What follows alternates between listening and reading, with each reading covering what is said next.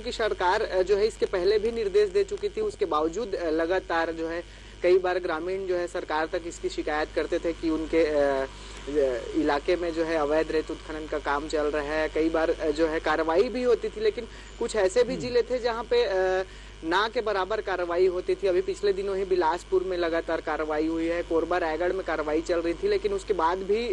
अवैध रेत उत्खनन की शिकायतें लगातार जो है प्रदेश में आ रही थी, लगातार मुख्यमंत्री तक ये शिकायत पहुंच रही थी। ऐसे में मुख्यमंत्री भूपेश बघेल ने इसमें सख्त तेवर दिखाया है और सीधे सीधे ये निर्देश दिया है कि किसी भी जिले में जो है अवैध रेत उत्खनन नहीं होना चाहिए और जो कर रहे हैं उस पर कड़ी से कड़ी कार्रवाई की जाए। और उसके बावजूद अगर किसी जिले में कार्रवाई नहीं होती है तो अधिकारियों पर जो है कार्रवाई की जाएगी, अनुशासनात्मक जो कार्रवाई होती है वो की जाएगी। और कलेक्टर और एसपी को जो है जिम्मेदारी दी गई है, उनकी व्यक्तिगत जिम्मेदारी होगी और मॉनिटरिंग जो है कलेक्टर और एसपी करेंगे। विपक्ष भी लगातार अवैध रेत उत्खनन के मामलों को लेकर सरकार को घेर रहा था। ऐसे में जरूरी था कि इस पूरे मामले में सरकार को कोई कड़ा कदम उठाना था और मुख्यमंत्री भूपेश बघेल ने लगातार आ रही शिकायतों पर कड़ा कदम उठाया है। जी अजय श्रीकांत, मुख्यमंत्री भूपेश बघेल ने बड़ा निर्देश दिया है, तो ऐसे में लंबे समय से आपने बताया कि इसको लेकर शिकायतें मिल रही थी, अवैध रेत खनन का मुद्दा विपक्ष भी जमकर उठा रहा था, तो बड़ा सवाल यह है कि इस मुद्दे को लेकर मुख्यमंत्री भूपेश बघेल ने अब निर्देश दिए हैं, क्या पहले भी इससे पहले भी यह निर्देश दिए जा सकते थे?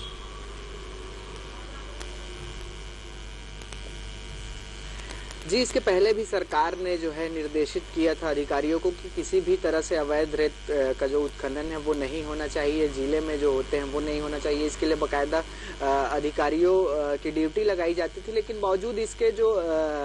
माफिया है, रेत माफिया है, वो कहीं ना कहीं किसी न किसी तरीके से काम को अंजाम देते थे और कई बार वो जो है हत्थे भी चढ़ते थे, अधिकारी उन पे कार्रवाई भी करते थे, उसके बाद भी उनको सबक नहीं मिल पाता था। ऐसे में खुद मुख्यमंत्री भूपेश बघेल को सामने आना पड़ा और इसके लिए कलेक्टर और एसपी को जिम्मेदारी देनी पड़ी है कि आप लोग व्यक्तिगत रूप से इसके जिम्मेदार होंगे और आप लोग ही मॉनिटरिंग करेंगे ताकि किसी भी तरह से जिले में अवैध रेत उत्खनन का जो मामला है वो ना हो सके। लोगों की शिकायतें जो आ रही थी उसको गंभीरता से सरकार ने लिया है ताकि जो लोग परेशान थे, जो शिकायतें बार बार कर रहे थे, उनके लिए थोड़ी राहत होगी, क्योंकि कलेक्टर और एसपी अगर इसकी सीधी निगरानी करेंगे तो कहीं ना कहीं जो निचले स्तर के अधिकारी हैं जो कार्रवाई नहीं कर पाते थे उनके भी हौसले जो है अब बढ़ेंगे, क्योंकि उनके ऊपर जो है कलेक्टर और एसपी जब सीधे मॉनिटरिंग करेंगे तो निर्देशित भी बड़े अधिकारियों की तरफ से किया जाएगा। ऐसे में जो रेत माफिया है उन पे लगाम जो है प्रशासन कस पाएगी। पिछले दिनों ही बिलासपुर में लगातार इस पर कार्रवाई हुई थी, कोरबा रायगढ़ जैसे जिलों में लगातार प्रशासन इस पर कार्रवाई कर रहा था, तो ऐसे और भी जिले हैं जहां पे अब लगातार कार्रवाई होगी और जो रेत माफिया हैं उनके हौसले टूटेंगे और जो लगातार शिकायतें आ रही थी वो भी कम होगी। ऐसे में लोग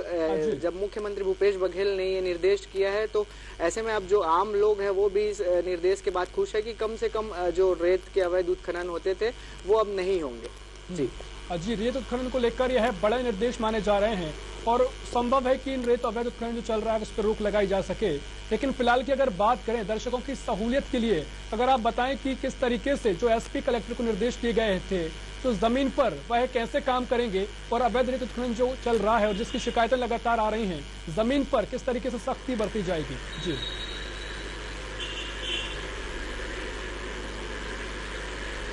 जी, जिस तरह से जिन जिन जिलों में सबसे ज़्यादा शिकायतें आ रही थी, जहां के ग्रामीण जो है लगातार शिकायतें कर रहे थे, उन जिलों के कलेक्टर और एसपी सबसे पहले तो खनिज विभाग के साथ मिलकर और जो आसपास जो शिकायतें लोग मिलकर करते थे उनके पास जाकर अधिकारियों को भेजेंगे, जांच पड़ताल की जाएगी। उसके बाद जैसे ही कुछ उस पूरी जांच में पता चलेगा कि सामने में कौन सा जो है रेत माफिया इस पूरे काम को अंजाम दे रहे थे तो उस पर कड़ी कार्रवाई की जाएगी। इस तरह से जो है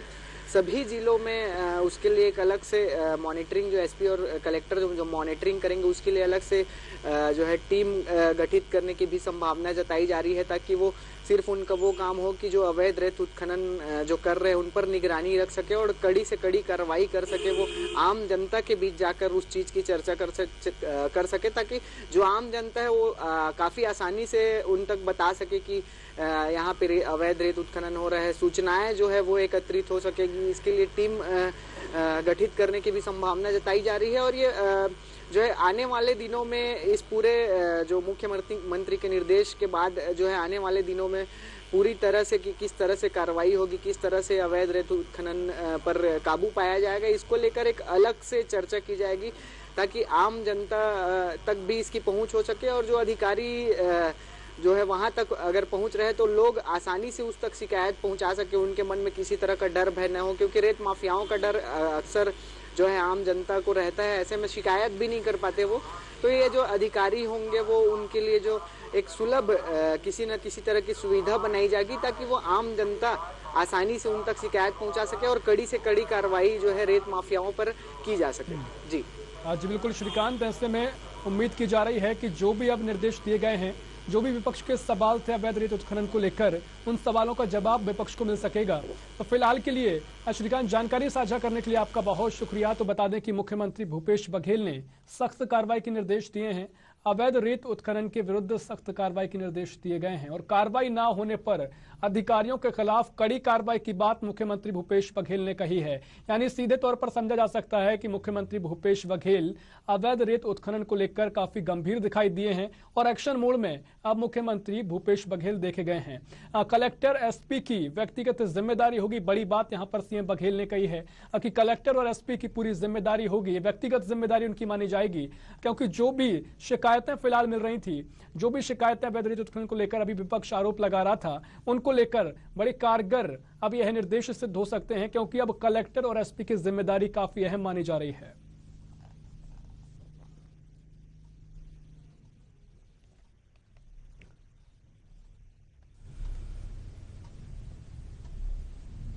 और फिलहाल के लिए इतना ही। देश और प्रदेश की और भी खबरों के लिए बने रहिए साधना न्यूज के साथ। नमस्कार।